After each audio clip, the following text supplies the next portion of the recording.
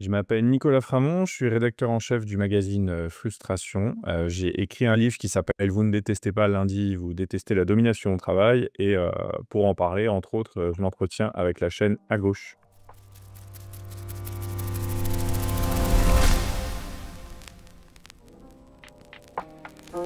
Quelles sont les critiques que tu as reçues pour ton livre? Ah, c'est une bonne question. Alors déjà sur la réception, c'est intéressant. Je note que c'est un livre, où qui a été beaucoup plus couvert par les médias mainstream que mon précédent, Parasite, donc qui était vraiment sur la grande bourgeoisie. Et j'étais surpris, de voir qu'il y a eu un article dans Le Monde, dans Libé, voilà, j'ai quand même été invité à en parler à plusieurs occasions sur France Inter. Je m'attendais pas vraiment à ça puisque c'était pas le cas précédemment. Hem et donc je me suis interrogé, je me suis dit: «Beh, qu'est-ce qui cloche du coup?» Qu'est-ce que les médias bourgeois peuvent trouver à ce livre? Et je me suis dit: «Bon, souvent, il y a un effet qui est propre au champ journalistique, c'est que les gens voient le titre, voient le sujet et vont pas chercher à savoir quelles en sont les conclusions parce qu'ils lisent pas forcément des livres et donc par conséquent, ils vont se dire: «Ah super, un livre qui parle du travail, le titre est un peu pop, on va en parler». Donc je pense qu'il y a cet effet-là. Hem, il y a un deuxième effet, c'est que même, que dans le monde des journalistes, et des médias, il y a énormément de souffrance au travail, énormément de hiérarchie, de gens qui se sont entravés, qui dans leur créativité et cetera. Et donc en fait, le livre leur a parlé et moi j'ai vu aussi comment des journalistes un peu de base ou des pigistes, avaient vraiment, s'étaient battus pour le livre, pour en parler dans leurs médias, y compris, pour se faire censurer ensuite. C'était le cas, de cette pigiste, de Welcome to the Jungle, qui m'a fait faire une vidéo très bien où j'ai vraiment pu dire, ce que je voulais. Après bien sûr avec le format un peu pop, hein, que ça induit, très court et cetera, mais cette vidéo elle a été virale, vraiment, en très peu de temps. Il y a énormément de gens qui l'ont vue, des centaines de milliers de personnes et au bout de 2 jours, le site a décidé de la suspendre, et donc je me suis dit: «C'est chouette» parce que, ce qui s'est passé là, c'est ce dont je parle dans le livre, quoi. C'est la désobéissance, le sabotage. C'est quelqu'un qui s'est emparé d'un sujet dont elle savait que son entreprise, y serait hostile et qu'il a quand même fait passer sur ses réseaux sociaux. J'ai trouvé ça intéressant. Donc ça, on va dire, c'est sur l'aspect réception. Hem, sur l'aspect critique, j'ai eu des critiques au début sur le titre, tu vois? Du coup, bon, bah, j'ai pu m'en expliquer à chaque fois que j'ai présenté le livre, hein. On me dit: «Bah, tu t'es inspiré d'un slogan». Effectivement, le slogan dont je me suis inspiré, c'est ce slogan un peu des internets qui dit: «Vous ne détestez pas le lundi, vous détestez le capitalisme» et moi, le titre du livre, c'était: «Vous ne détestez pas le lundi, vous détestez la domination au travail». Alors c'est vrai qu'il y a eu des critiques un peu, de gauche, d'extrême gauche. Ils m'ont dit: «Mais du coup, ça veut dire que tu t'en fous du capitalisme?» Alors, bah, non, parce que le livre, il parle précisément de ça, sauf que, et j'ai pourquoi j'ai pas mis le capitalisme dans le titre? Parce que déjà, je pense que les entités un peu vastes et abstraites, ça parle qu'à des gens qui savent déjà de quoi il s'agit. Or, un titre, c'est fait pour rattraper au passage des gens qui connaissent pas des sujets. Donc la domination au travail, il me semble que c'était un terme beaucoup plus transparent et aussi dans la domination au travail, je voulais pas qu'il y ait une confusion à se dire: «Bah, en fait, la domination au travail, c'est que le propre des entreprises privées capitalistes», sur le pa enfin vraiment, avec pignon sur rue, dites capitalistes. Et moi, le livre montre aussi que, cette domination au travail, cette exploitation, en fait, elle existe aussi dans le public et dans l'associatif, c'est-à-dire là où il n'y a apparemment pas d'actionnaire et de but lucratif parce que, justement, les logiques capitalistes se sont appliquées, bah, à tous ces secteurs-là et donc à la fin, le problème, c'est bien le capitalisme, c'est bien la bourgeoisie, mais ça me semblait important d'arriver par un autre biais qui était, lié au quotidien des gens et du coup, je suis content parce que j'ai beaucoup de gens qui me disent que bah, ils sont arrivés par ce biais-là, que du coup, ils ont trouvé une grille de lecture de situations très, ponctuelles, et individuelles qui leur est arrivée. Certains s'en sont même servis pour, tenir tête à leur chef, engager des bras de fer, voire, ou alors quitter leur travail. Bref, je suis content parce que ça a produit des effets assez individuels, assez existentiels, donc ça, je suis content et puis sinon sur une autre critique, plus politique, qui est un débat intéressant, c'est de dire: «Bon, bah, en fait, tu veux que le travail, tu veux abolir l'exploitation au travail, la division entre capital-travail, mais tu veux pas abolir le travail lui-même». Donc là, il y a une discussion intéressante sur ce qu'est le travail, en fait. Moi, c'est vrai que le terme travail que j'utilise, moi, je l'utilise de façon neutre. En gros, le travail, c'est des activités menées seules ou collectivement dans le but de produire des biens et des services. Et ensuite, ça s'insère dans d'autres, espaces, par exemple, l'exploitation via le salariat. Et donc, moi, c'est ça que j'ai envie qu'on abolisse. Mais ensuite, je pense qu'il y aura toujours du travail dans la société au sens où, on produira des biens et des services. Après, la question, c'est pourquoi, comment? Et beaucoup de gens qui disent, qui veulent abolir le travail, en fait, veulent abolir des activités qui produisent des biens marchands, qui vont circuler dans la société. Donc là, il y a un débat intéressant, je trouve, c'est, d'accord, dans la société qu'on veut, c'est important de la penser, cette société, effectivement, parce que c'est ça qui donne envie. Est-ce qu'on se contente d'abolir la division entre capital et travail et les différentes formes de hiérarchie? Donc moi, c'est vraiment le livre parle vraiment de ça, en montrant que c'est possible, et que c'est désirable. Après, il y en a qui vont plus loin en disant: «Il faut abolir, toute division du travail», tu vois? Par exemple. Dire: «Bah non, du coup, on va juste faire des activités, il y aura plus de travail, il y aura plus de métier. En fait, tout le monde fera tout». Bon, moi, ça, je pense que c'est pas un horizon hyper, désirable, parce que ça implique de renoncer à énormément de biens et de services qui sont voilà, les biens et de services, c'est pas que des trucs intrinsèquement capitalistes, c'est aussi, des technologies, qui permettent de détecter des cellules cancéreuses, c'est aussi, une alimentation variée, c'est aussi, des arts, enfin des loisirs, bref. Donc moi, je m'arrête un peu là, c'est vrai. Donc il y en a qui peuvent dire que je vais pas assez loin, mais c'est possible que je vais pas assez loin, mais moi, c'est là où je m'arrête et il me semble que je suis déjà assez content d'amener des gens qui ont de la souffrance au travail vers, le questionnement radical de la hiérarchie et le questionnement de la division entre le capital et le travail. Et il me semble que c'est déjà pas mal et qu'il faut continuer à le faire encore plus fort et que bon, il y a ceux qui disent que, bah, non, il faut encore les emmener encore plus loin. Bon, moi, je sais pas déjà si c'est cette société-là que je veux et puis surtout, j'estime que j'ai je fais ce taf, là. Voilà, donc ça c'est on va dire les grandes, critiques que j'ai pu entendre, et elles sont hyper intéressantes, et ouais, peut-être que tu m'en donneras d'autres dont on pourra discuter avec plaisir. On observe un retour au présentiel dans les entreprises, alors que le télétravail s'est avéré plus productif. Est-ce un aveu des entreprises qui cherchent à exercer davantage d'autorité sur leurs employés, quitte à perdre en productivité? Alors, par rapport à la période qu'on est en train de vivre, et dont la fin du télétravail est un symptôme, mais pas que, je vais y revenir. Je pense qu'il y a eu, là, ces 2 dernières décennies, on a connu 2 mouvements, a priori contradictoires, mais qui pour moi vont dans la même logique. En fait, il y a eu un mouvement quand même en France, je ne sais pas si c'était pareil au Canada, entre disons 2010 et 2020, de flexibilisation, c'était le terme employé par les gouvernements bourgeois, donc la flexibilisation du travail, du marché du travail, du droit du travail. Donc c'était une sorte d'utopie, libérale qui était beaucoup portée par Emmanuel Macron à ses débuts et qui a, contribué à sa popularité d'ailleurs. C'était l'idée que face aux rigidités du marché du travail et des statuts, du salariat, des métiers et cetera, on allait promouvoir une forme de participation au travail et à l'activité économique qui était beaucoup plus souple, où on pouvait changer de métier, du jour au lendemain, on pouvait se former, on pouvait se reconvertir, on pouvait démissionner, pour faire autre chose et on serait indemnisé, par l'assurance chômage et cetera et cetera. Ça, c'est une batterie de mesures qui, apparu en France, voilà, sous le quinquennat de Hollande et puis ensuite qui a été, validé par Macron au début de son quinquennat.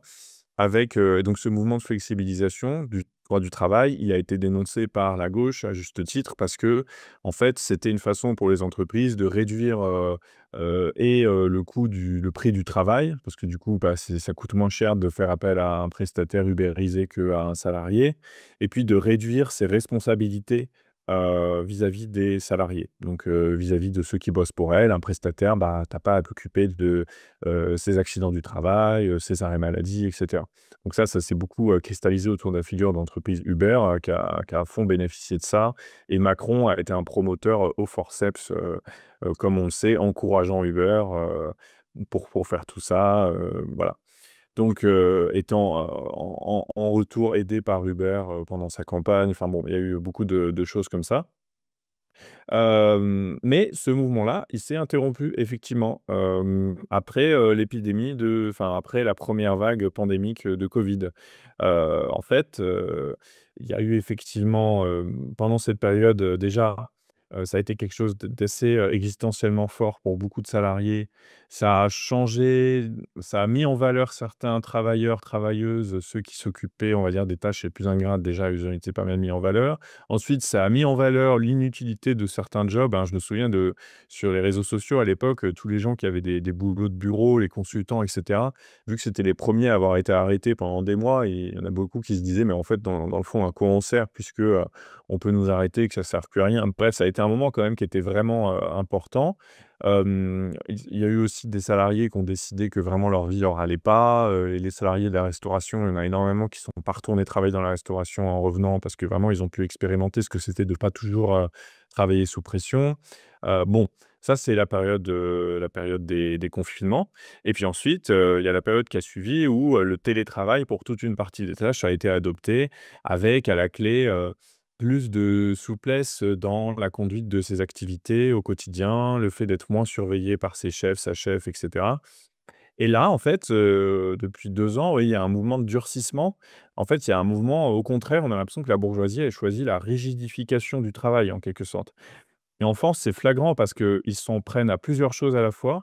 Ils s'en prennent au télétravail, ils s'en prennent aux ruptures conventionnelles. Donc les ruptures conventionnelles, c'est une forme allégée, de licenciement qui se fait à l'amiable. Alors il y avait énormément d'abus, dans le sens des employeurs, mais il n'empêche que pour beaucoup, ça a été une façon de quitter un travail à l'amiable, tout en bénéficiant des indemnités chômage. Et puis, ils s'en prennent également aux auto-entrepreneurs, hein. Là, c'est dans le dernier budget, de François Bayrou, il y a une mesure de taxation, enfin de réduction, du seuil à partir duquel les auto-entrepreneurs sont assujettis à la TVA, qui fait que concrètement, peut-être des dizaines, voire des centaines de milliers de personnes, qui sont auto-entrepreneurs vont, devoir réduire leurs revenus parce qu'ils vont devoir augmenter leurs prix. Bref, ça a vraiment des conséquences, très importantes tout ça. Et donc, pour moi, c'est une rigidification du travail. C'est-à-dire qu'après avoir ouvert les portes, après avoir dit: «Voilà, vous pouvez faire ce que vous voulez et cetera. Vous pouvez, en échange de moins de protection, vous allez être plus libre». Et bien, ce qui est marrant, moi, je crois, alors ma théorie, c'est que s'il y a une rigidification maintenant, c'est que quand le patronat et les gouvernements bourgeois ont mis en place ces mesures, ils voyaient que les bénéfices pour eux. Le statut d'auto-entrepreneur, ça a été mis en place en 2008, la rupture conventionnelle, aussi dans ces eaux-là, à une époque où ils se disaient: «Voilà, on va pouvoir virer plus de gens, on va pouvoir précariser plus de gens», et c'est ce qui s'est passé d'ailleurs, hein, pour le coup. Ça effectivement, l'auto-entrepreneuriat, ça précarise. Effectivement, il y a beaucoup plus de licenciements depuis, tout ça s'est réalisé. Mais par contre, et c'est pareil avec le télétravail, ça a des avantages pour l'employeur parce que les études montrent qu'effectivement, les gens sont plus productifs en télétravail, qu'ils perdent moins de temps et cetera. Et malgré tout ça, je pense que, et ça va avec ce que tu disais tout à l'heure, le capitalisme, c'est pas simplement la quête effrénée de profit.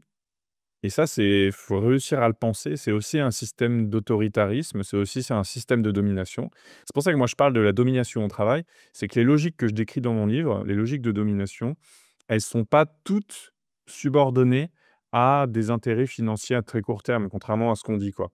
C'est-à-dire qu'il y a aussi de la psychologie là dans tout ça. Il y a aussi des gens, voilà, les chefs, je parle beaucoup de toutes ces figures de chefs qui sont, qui font faire des trucs inutiles à leurs salariés, qui eux-mêmes font des tâches inutiles. Bon, tout ça, il y a énormément de perte de temps et d'énergie à prouver que l'autorité, c'est bien, que les gens doivent obéir, à montrer qu'ils obéissent, à montrer qu'on est un chef. Je mets en valeur, voilà, tout ce ridicule où, en fait, qui fait perdre beaucoup de temps et donc aussi de l'argent. Donc en fait, je pense qu'il faut oser dire, voilà, moi, tout en m'inscrivant dans un paradigme plutôt marxiste qui est de dire qu'effectivement l'économie capitaliste, elle est construite sur, avant tout, le dégagement de bénéfices et de dividendes pour les actionnaires. Bah, il y a aussi, en même temps que ça, des logiques de domination, où on met en place tout un tas de mécanismes qui permettent de s'assurer le contrôle sur la vie des gens, quoi. Et ces logiques autoritaristes, en fait, elles étaient plus trop compatibles avec la flexibilisation du marché du travail. Certes, le télétravail, c'est plus productif, mais on n'a pas le contrôle sur ce que font les gens, et du coup, il y avait beaucoup de gens qui, bah, essayaient d'être efficaces pendant quelques heures, puis ensuite en profitaient pour rattraper, avoir du temps libre et cetera et cetera. Bref, en fait, c'est pareil avec l'auto-entrepreneuriat. À la fois, ça génère des formes de précarité très importantes et en même temps, ça a permis à beaucoup de gens de se sortir de l'enfer du salariat pour pouvoir, quand ils sont en position de force, négocier plutôt bien des prix. Voilà, il y a énormément de cas comme ça qui existent. Bref, donc des gens qui vont pas être qui peuvent dire non, qui peuvent refuser des choses et cetera. Alors pas toujours, mais n'empêche que c'est une forme de ce type-là. Donc, bah, voilà, ce mouvement de rigidification, il vient aussi et il est alimenté par un autre phénomène. Alors cette fois-ci donc là, je t'ai dit, pour en rester sur les logiques, autoritaristes, du capitalisme, effectivement, je pense qu'il y a aussi la classe des managers, hein, la classe des chefs, cette classe intermédiaire entre les actionnaires et les salariés. Cette classe-là, elle a besoin de prouver qu'elle existe et qu'on a besoin d'elle. Or, effectivement, plus tu flexibilises le marché du travail, moins cette classe-là, elle est importante. Plus tu mets les gens en télétravail, effectivement, moins les petits chefs, ils ont d'emprise et ils peuvent, démontrer leur force. Dans le livre, je parle du mécanisme des réunions. Les réunions, c'est vraiment c'est vraiment, encore un autre exemple. Les réunions, c'est les études, même dans la presse financière et la presse capitaliste montrent qu'en fait, selon les études, c'est genre de la moitié à 3/4 des réunions seraient inutiles. Pourtant, elles ont lieu. Elles ont lieu parce que c'est des lieux de domestication, du salariat et c'est des lieux où, les chefs, ils performent leur rôle de chef. C'est-à-dire qu'en gros, ils mettent en scène, le fait qu'ils sont indispensables, le fait qu'ils connaissent des choses, le fait qu'ils connaissent un tel et cetera et cetera. Bah, les réunions, par exemple, c'est encore un autre exemple de perte de temps, mais destiné à asseoir le pouvoir de cette classe intermédiaire du capitalisme et donc je pense qu'effectivement, le télétravail, c'est pareil. En fait, si on laisse trop les gens indépendants et qu'on met trop en place de choses qui permettent de montrer que quand les gens sont autonomes et qu'ils ont pas quelqu'un derrière eux, ils sont plus efficaces, bah, toute cette classe intermédiaire-là, elle va perdre en importance et donc là, c'est aussi le rappel de l'importance de cette classe-là. Donc ça, c'est important. Ça, c'est sur l'aspect autoritaire et sinon sur l'aspect financier de cette rigidification, hem, il y a un autre paramètre dont on n'a plus trop parlé. Je ne sais pas si tu te souviens, mais après, les fins de confinement, il y a eu tout le phénomène de ce qu'on appelait la grande démission, donc qui a d'abord été documenté aux États-Unis, puis ensuite, dans le reste, des pays occidentaux, notamment en France. Donc la grande démission, c'était ce phénomène selon lequel, bah, en fait, énormément de gens quittaient leur emploi, parfois avec, grand fracas, en se filmant. C'était devenu une trend, sur TikTok et cetera et en fait, ça produisait beaucoup d'instabilité, dans la main-d'œuvre. C'est-à-dire que les employeurs, ils veulent quand même des salariés qui restent à leur poste, quoi. Pas qui changent de boulot tout le temps en disant: «Bah, si je suis pas content, je vais ailleurs» et cetera et cetera et en fait, ce qui est intéressant quand on regarde les stats, du ministère du Travail en France, ce dont je parle dans le livre, c'est que cette grande démission, elle a pas arrêté. Ça a été un phénomène de mode dans les années 2020-2021, enfin 2021-2022 plutôt et ensuite, bah, c'est que ça continue. C'est-à-dire qu'en France, il y a un fort turnover, bien plus fort qu'avant, les confinements. Donc il y a une perte de, il y a une perte de main-d'œuvre, il y a une perte de stabilité de la main-d'œuvre, sur le marché du travail, capitaliste et ça plaît pas du tout au patronat.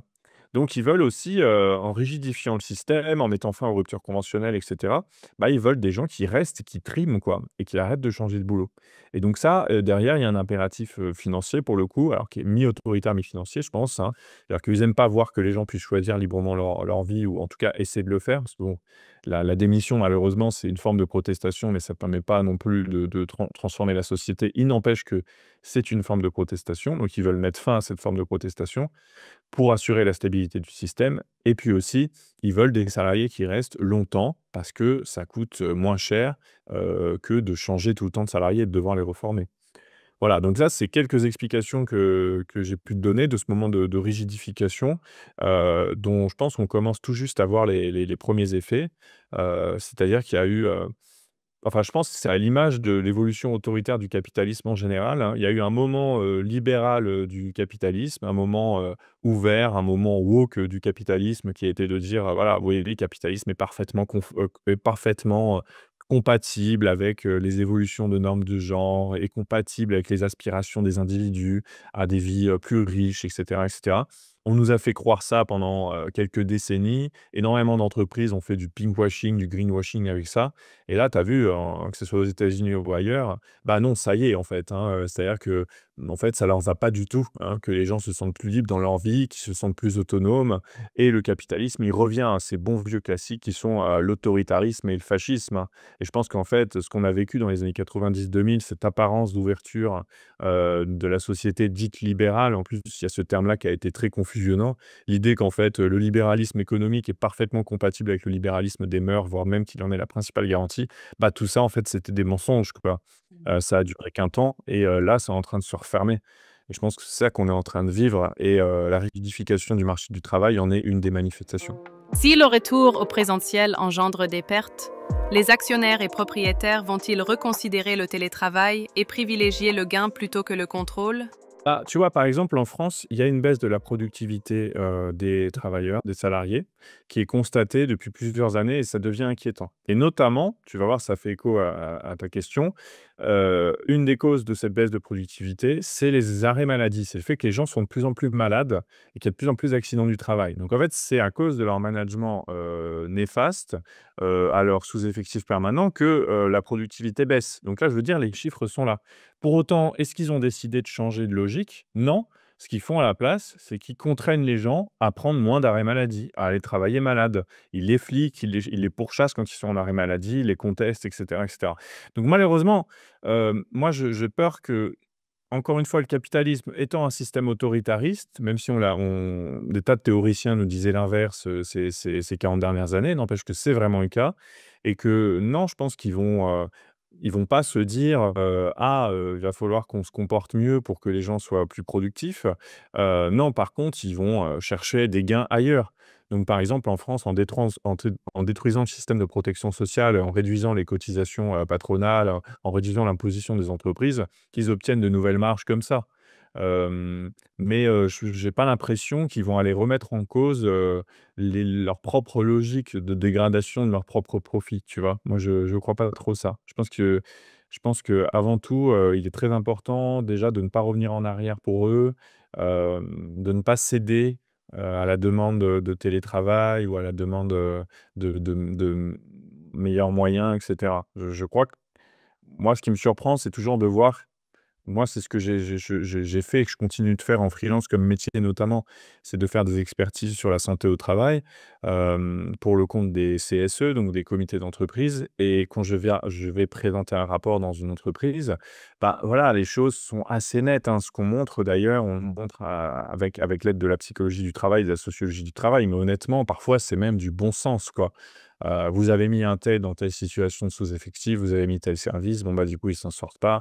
Du coup, telle tâche s'est déplacée sur tel autre service. À la fin, tout le monde est mal et les gens sont malades et puis voilà. Enfin, moi, j'ai toujours envie de dire: «Franchement, c'est pas sorcier».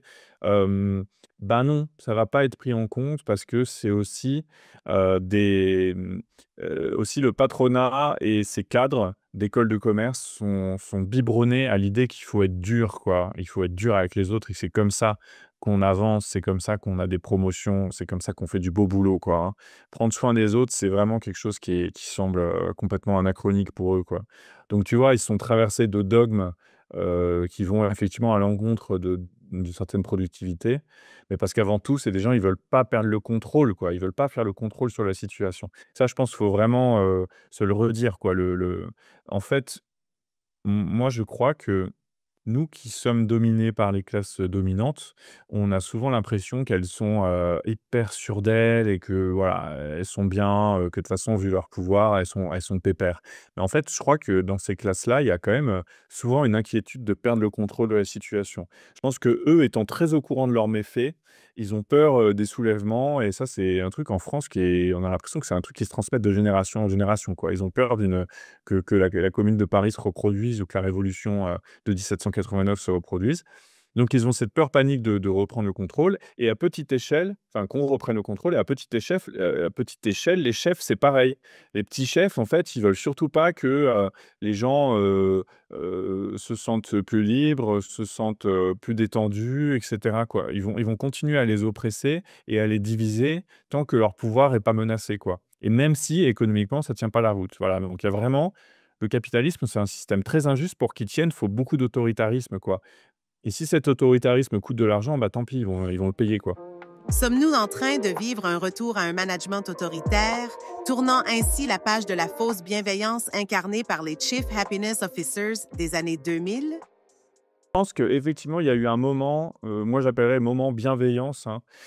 C'est le moment où les entreprises et les systèmes de management ont fait semblant d'intégrer la critique de leur propre violence et ont mis en place des systèmes, de passive agressivité en réalité. Enfin, moi, je suis vraiment ces systèmes-là, ils étaient passifs-agressifs et le terme bienveillance en est un exemple, hein. La bienveillance, qui était censée être là tout le temps, faut être bienveillant, faut se parler de façon bienveillante. C'était vraiment en fait, dire des choses affreuses mais avec le sourire et au passage, surtout ne pas se plaindre et ne pas râler parce que ça serait pas bienveillant. Parce que la bienveillance, c'était pas que, les managers qui devaient l'utiliser, c'était aussi les salariés, donc ils devaient être bienveillants, donc se syndiquer, c'était pas très bienveillant en quelque sorte. Donc non, je pense que c'était vraiment une période assez affreuse, hem ou en tout cas très hypocrite, qui a mis d'ailleurs beaucoup moi j'ai remarqué, ça a mis beaucoup de syndicalistes en difficulté. C'est-à-dire que face à tous ces discours sur la bienveillance, sur la qualité de vie au travail, ils ne savaient pas trop comment se positionner. Voilà, donc ils avaient tendance à dire: «Bah, voilà, des plantes vertes, un baby-foot, est-ce que vraiment on peut être contre? Comment on fait?» et cetera et cetera. Donc c'était pas particulièrement, pratique et ça n'apportait pas de gain en termes, de bien-être au travail. Au contraire, hein, puisque pendant toute cette phase bienveillante, voilà, voilà, le boom, j'en parle dans le livre et j'en parlais dans mon précédent, mais en fait, dans les années des années 2010 aux années 2020, il y a eu effectivement une abondante littérature sur le bien-être au travail, la mise en place de Chief Happiness Manager, donc dont le plus célèbre était celui de Google et cetera et en fait, tout ça est en train de prendre fin pour, 2 raisons, je dirais. Une raison externe, c'est qu'en fait, c'est devenu un sujet de blague, quoi. Ça a été tourné en ridicule. Je ne sais pas combien maintenant il y a de séries ou de films qui mettent en scène ce genre d'environnement de travail, qui s'en moquent. La culture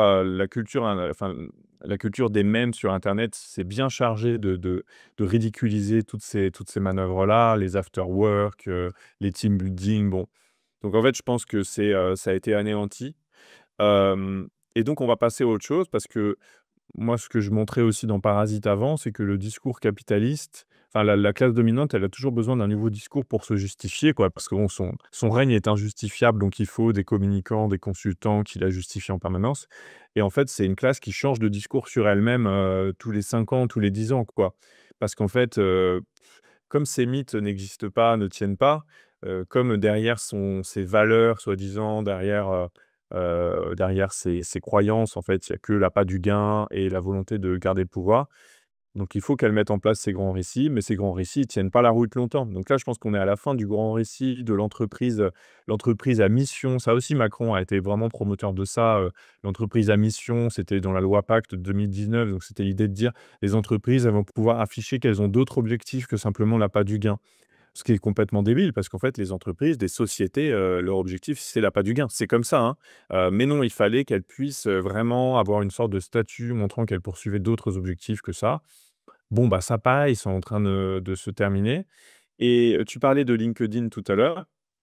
Qu'est-ce qui nous montre qu'on serait, à la fin de ce cycle-là? Outre la critique externe qui est de plus en plus forte, il y a une critique interne aussi produite par la bourgeoisie elle-même. Donc l'un des exemples, c'est un livre qui est sorti peu de temps après le mien, de Julia de Funès. Julia de Funès, c'est cette, philosophe du management avec qui j'ai débattu sur France Inter, la seule fois où ils m'ont invité et c'était vraiment, un moment, complètement, délirant dont je parle dans un article parce que, moi j'étais venu pour parler de la réalité du monde du travail et vraiment c'est ça mon credo, c'est pas, voilà, je dis: «Bah, voilà ce qui se passe, voilà ce qu'on peut voir, voilà mes preuves». Elle, elle écrit un livre, son livre s'appelle, je te retrouve le titre, il est quand même assez collector, La vertu dangereuse, ouais. Donc Julia de Funès, c'est vraiment, une, philosophe, de la bourgeoisie. Donc c'est quelqu'un qui est là pour, elle fait partie de tous ces gens qui servent à entretenir les mythes, de la classe dominante et qui, elle est dans une maison d'édition qui sert à ça. Quand je suis allé avec elle à France Inter, enfin que je suis dans la salle d'attente, la directrice de France Inter qui est venue la saluer en lui tapant la bise, en lui disant: «Chère Julia, comment tu vas?» et cetera. Voilà, c'est vraiment quelqu'un de très bien introduit. C'est vraiment la bourgeoise, tout dans ses habits, son corps, sa façon de parler. Donc c'est un personnage, voilà, ça fait partie de ces personnages qu'il y a à la télévision française qui servent à ça. Et elle, eh ben, elle a changé de discours. Donc dans son livre «La vertu dangereuse», eh ben, en fait, elle fait le procès de cette, décennie de la bienveillance et elle dit, «Ah non, ça suffit, c'était complètement gnangnan» et cetera. Et alors ce qui était marrant, c'est qu'en fait, au début de l'émission, quelque part, on se rejoignait sur le constat, sauf que moi, j'en fais une critique externe, elle a une critique interne. Moi, critique externe, je dis: «Bah, c'est bidon parce que derrière, c'est la bonne vieille exploitation au travail». Elle fait une critique interne, c'est-à-dire: «Bon, ça suffit ce cinéma, maintenant, on va repasser aux choses sérieuses». Et elle, en plus, elle dit des choses délirantes, hein, parce qu'en gros, elle dit que le wokisme, le wokisme, hein, l'idée d'être éveillé aux injustices, aurait trop traversé le monde de l'entreprise et qu'il faudrait se recentrer maintenant sur la quête de profit. C'est quand même trop drôle parce qu'en fait, c'est pas du tout ce qui s'est passé, hein. Il y a eu effectivement du pinkwashing, vite fait, mais il y a jamais eu, d'intégration réelle, des questions, de société ou des questions d'égalité, par les entreprises, et très peu de contraintes en la matière. Donc en fait, elle décrit un truc qui n'existe juste pas. C'était juste des discours dont elle parlait et donc elle sonne la fin de la récré en disant: «Bon écoutez, c'était bien ça, maintenant on va passer à autre chose».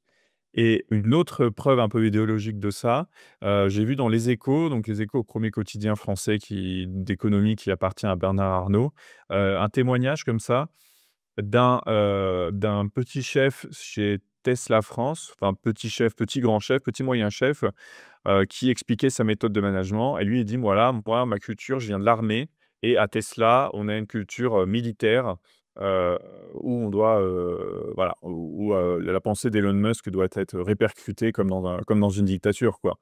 Donc en fait, mais je veux dire, bon, Tesla, c'est pas la seule entreprise comme ça. Tu as des entreprises qui sont très connues en France pour être des entreprises très autoritaires, héritées du colonialisme, hein. C'est le cas de Total, par exemple, où vraiment, quand on lit des portraits de Patrick Pouyanné, le patron de Total, c'est vraiment quelqu'un qui est hyper autoritariste, qui hurle sur tout le monde, qui fait descendre la pression d'échelon en échelon. Ça a jamais été une entreprise qui est du wokiste ou bienveillante, hein. Donc quand, tu vois, quand je te dis à la fin du moment bienveillance, c'est tout relatif parce que c'était juste un récit, hein, c'était pas une réalité. Donc maintenant, peut-être qu'on va avoir un moment autoritaire, assumé, décomplexé, à l'image de ce qui se passe en politique. C'est possible. Du coup, ça permet aussi d'envisager d'autres types de ripostes. Je pense que le moment de bienveillance, il n'était pas facile pour riposter. Moi, je l'ai vécu en tant que de représentant du personnel, en tant que syndicaliste et en tant que, bah, du coup, consultant pour les syndicalistes. C'est de voir que, bah, ce qui était compliqué, c'est qu'on avait affaire à des gens qui étaient fuyants, qui étaient tout le temps en train de sourire, qui étaient tout le temps en train de enfin, c'était une dystopie, quoi. C'est-à-dire, tu pouvais jamais, te confronter à quelqu'un. L'idée même de confrontation, de rapport de force était exclue du discours, les mots n'existaient plus. Donc là, à la limite, si on a des directions d'entreprise qui se durcissent, bah, ça veut dire qu'on peut réintroduire le rapport de force de notre côté. Encore faut-il que le camp des salariés, lui aussi, change de stratégie, quoi. Les gens ont-ils conscience de l'arrivée du fascisme au pouvoir dans certains pays occidentaux? Moi, il y a une tendance, en ce qui concerne la France, qui m'agace un peu et qui nous agace un peu à frustration. Ça fait longtemps qu'on tient ce discours. Je pense que pour toute une partie, notamment de la gauche, on va dire de la frange de la bourgeoisie culturelle, et cetera, le, le risque fasciste est toujours, conjugué au futur, quoi. C'est-à-dire que tu les écoutes, tu as l'impression que c'est toujours, quelque chose qui va arriver, qui risque d'arriver, on y est presque, c'est en train d'arriver, les signes sont inquiétants et cetera et cetera. Ah, ça fait à peu près 5 ans qu'on entend ça, tous les jours. Et en plus, c'est toujours incarné dans en gros, en France, on a l'impression qu'on pourra parler de fascisme que quand le RN aura tous les pouvoirs. Et que ça s en attendant, on ne peut pas en parler ou très peu. Or, bah, on a Gérald Darmanin et Bruno Retailleau, au pouvoir. Bruno Retailleau, c'est quelqu'un qui a vraiment des idées extrême droite, qui s'approprie tous les discours d'extrême droite. Les projets de loi qui passent en France, sont des projets de loi d'inspiration d'extrême droite, anti, pauvres, anti-assistanat, anti-immigration, on a une police qui est déjà elle-même votante à l'extrême droite, qui a déjà des pratiques d'extrême droite et qui sème déjà, la terreur, dans les quartiers où règnent, qui sont déjà des zones de non-droit pour les habitants, qui subissent du coup, les violences policières. Bref, comment dire? Je trouve que le risque de toujours conjuguer le fascisme au futur, c'est que ça sera jamais assez. Tu as l'impression que pour eux, tant qu'il y aura pas des croix gammées, et des camps de concentration, on pourra pas parler de fascisme. On sera toujours dans la démocratie qui lentement lentement s'étiole pour aller vers, des risques autoritaristes, blablabla. Du coup, nous, on a tendance à dire que déjà, il y a un déjà-là fasciste, il y a déjà des choses fascistes dans la société française, c'est flagrant particulièrement depuis juillet, mais c'était déjà le cas avant. On est déjà dans un régime qui est autoritaire et dictatorial, même s'il y a des élections de temps en temps, les pratiques sont dictatoriales. On a un gouvernement qui est soutenu par l'extrême droite. Alors après, ils osent pas forcément le dire, mais c'est le cas. Enfin, l'extrême droite qui ne vote pas de censure, l'extrême droite qui soutient les projets de loi, l'extrême droite qui est très modérée vis-à-vis du gouvernement actuel, et cetera, et cetera. Donc je veux dire, on a déjà, bah, voilà, c'est le fameux macro-lepénisme, hein. C'est bien que cette expression, elle se popularise parce que c'est ça qui se passe. Donc en fait, on est déjà, dans un gouvernement on a un gouvernement d'extrême droite avec des endroits, où déjà le fascisme est en application.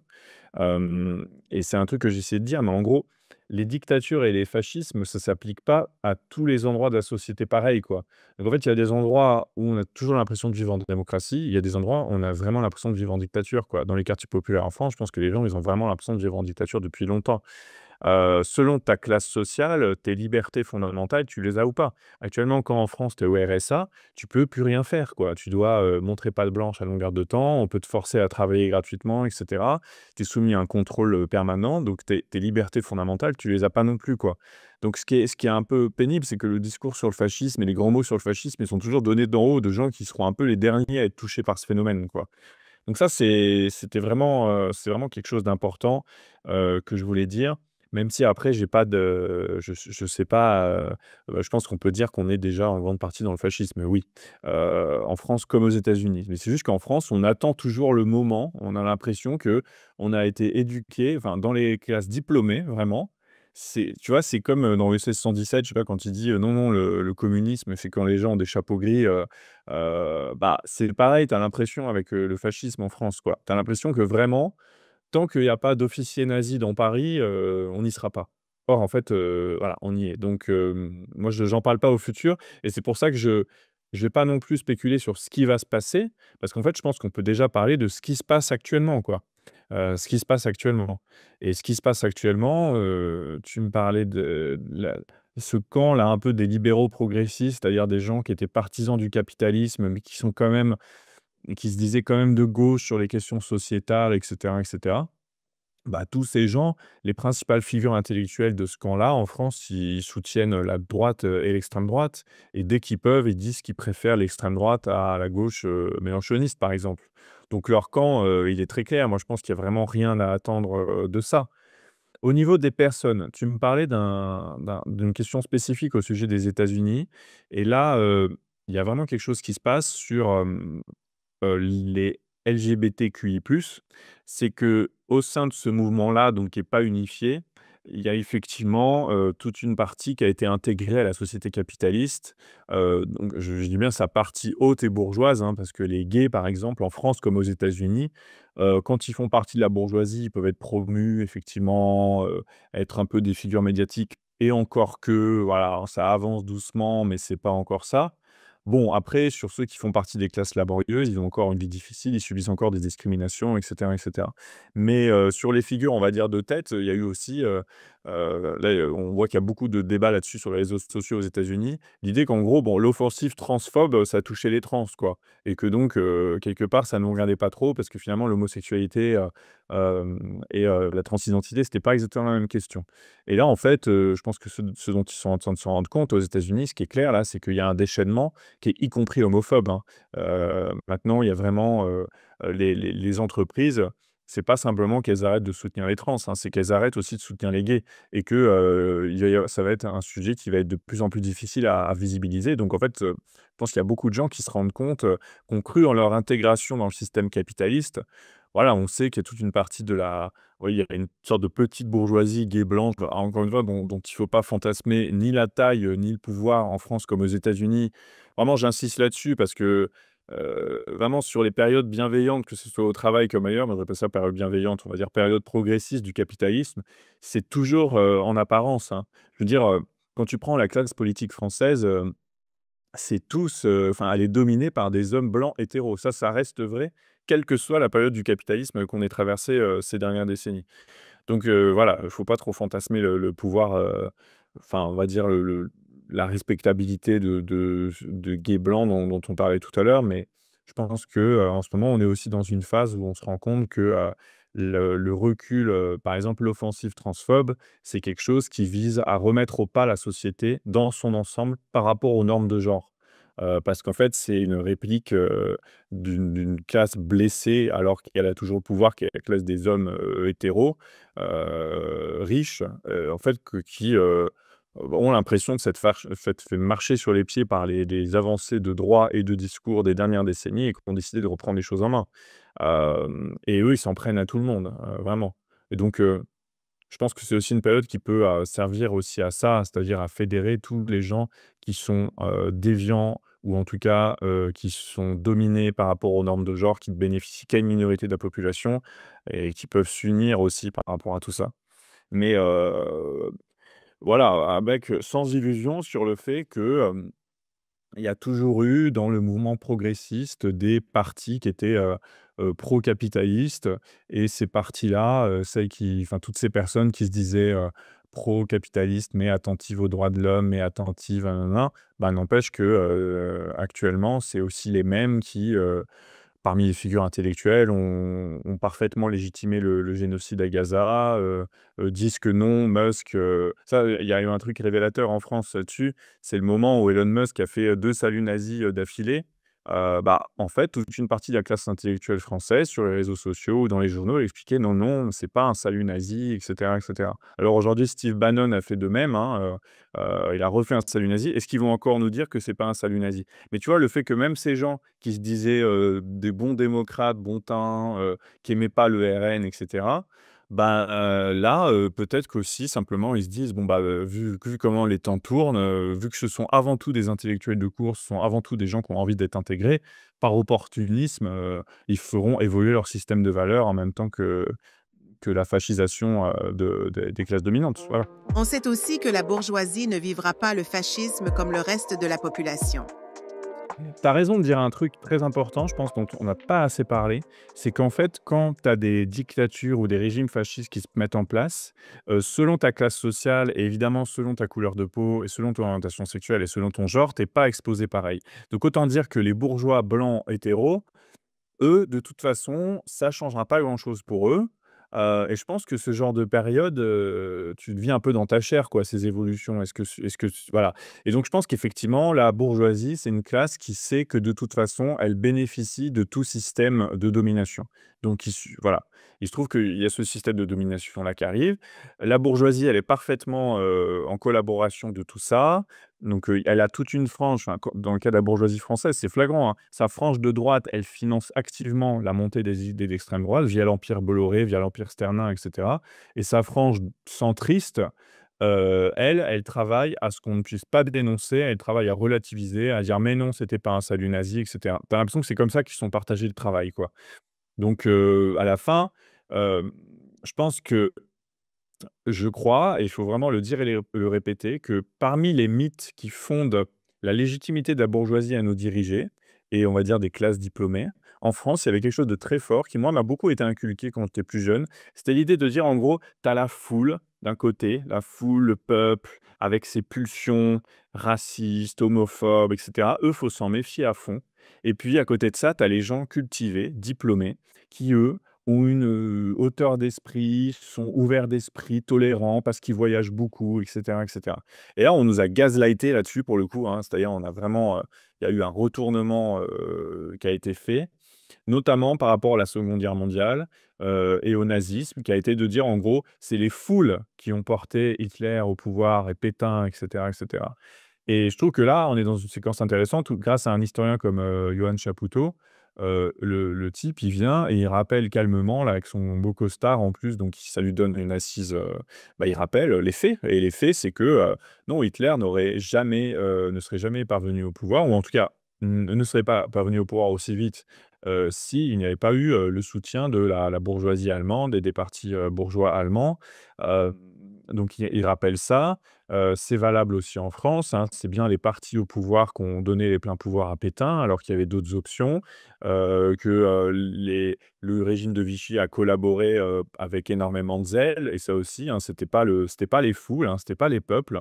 En fait, vraiment la bourgeoisie, dès qu'elle fait de la merde, elle fait ensuite porter le chapeau au peuple, aux foules et cetera, en se basant sur des scrutins électoraux, qu'elle manipule d'ailleurs, énormément et qui sont jamais hyper transparents, en termes de résultats. J'entendais Johann Chapoutot qui disait que, Hitler, le moment où il est devenu chancelier, c'était après des élections où le parti nazi était en énorme chute.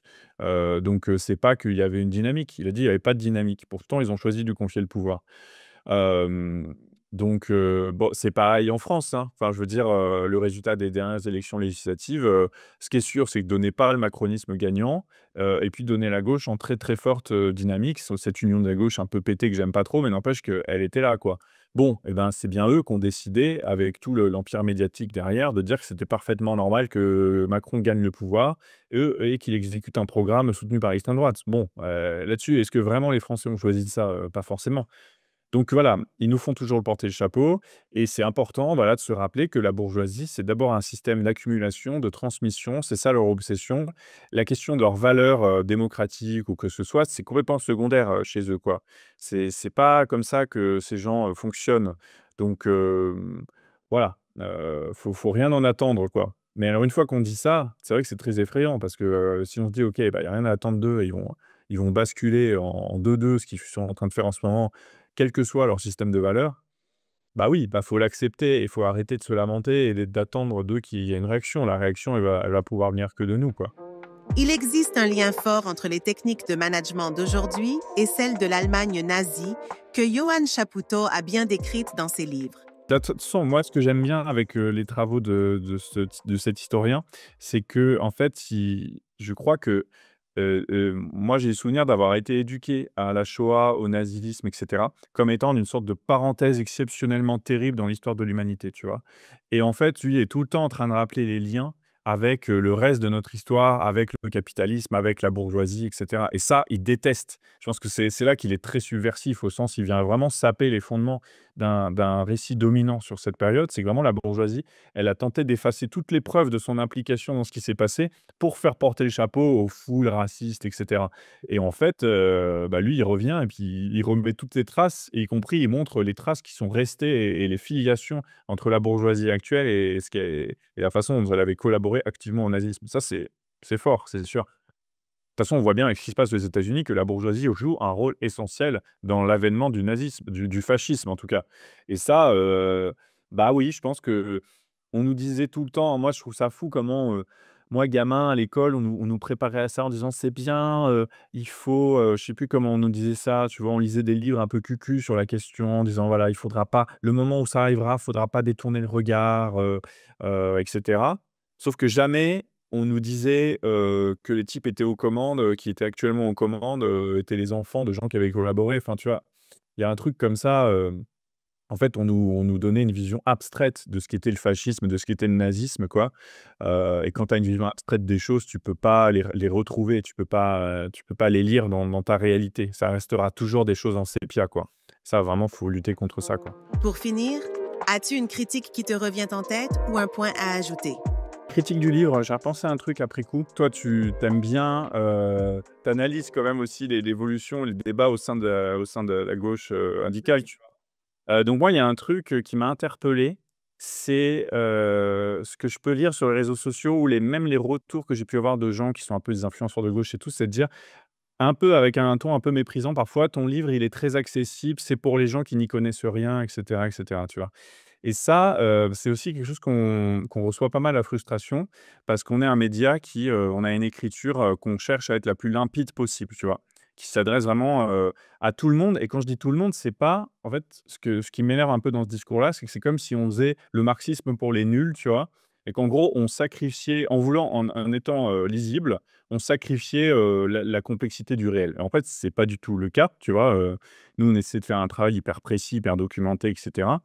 Mais c'est comme si le prix, de la enfin, moi, je pense qu'il existe encore, dans la gauche intellectuelle cette idée que, l'émancipation, ça se mérite et ça se mérite par la maîtrise de textes ardus et par la connaissance d'auteurs ardus et cetera et cetera et voilà, c'est vraiment la prime au gros cerveau et quelque part, comme nous, on joue pas à ce jeu-là, tu vois?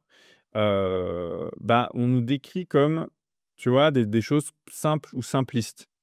Et moi, ça, je l'explique de plus en plus, mais tu vois, mon livre sur le travail, j'estime qu'il est pas du tout simple ou simpliste. Il y a énormément d'infos dedans et cetera.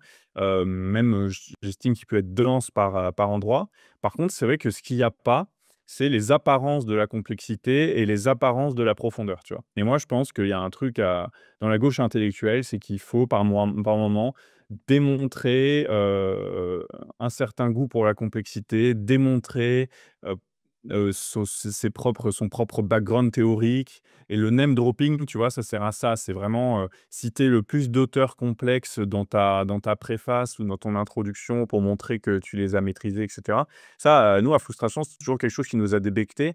Donc, par exemple, on cite pas plein d'auteurs théoriques, on les cite que quand c'est vraiment utile, tu vois? Moi, je cite un auteur quand vraiment, il a dit un truc, il y a eu un raisonnement dont je vais avoir besoin. Mais sinon, évidemment que notre pensée, elle est innervée par des lectures un peu théoriques, mais aussi on l'assume par notre expérience et cetera et cetera.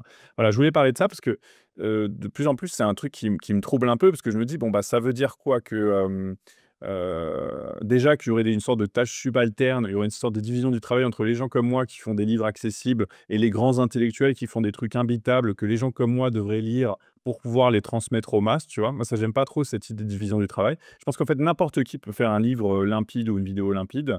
Ça demande juste plus de travail, en fait, effectivement, et que c'est pas du coup, c'est pas plus simple, en fait, c'est plus compliqué parce que du coup, tu dois vraiment faire l'effort d'expliciter toute ta pensée, tu vois? Et voilà, je voulais répondre un peu là-dessus parce que c'est vrai que c'est une critique que je reçois souvent, mais je crois que les gens se trompent et en fait, ils confondent, le fait que quelque chose soit clair et le fait que quelque chose soit simple, tu vois? Et voilà, moi je crois qu'on peut faire les 2 et c'est un peu notre credo, donc je voulais en parler là. Nos entretiens sont possibles grâce à vos dons. Merci de continuer à faire vivre ce format. Lien en description pour nous aider à produire les prochaines interviews.